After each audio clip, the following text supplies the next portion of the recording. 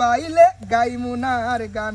তুমি কোন আসমানের পরি, হপরি হপরি মনটা করলা চুরি, অসুরি অসুরি সিলেটি সুন্দরী, তোমার সিলেট শহর বাড়ি, চাঁদের কান পরি, আহা কি সুন্দরী, সুন্দরী সুন্দরী আমি কিনবো ঢাকাই শাড়ি, সেই শাড়ি পরিয়া তুমি আসবা আমার বাড়ি। তো একসাথে এক জায়গায় দুটি সাপ পাওয়া সেটা ভাগ্যের ব্যাপার।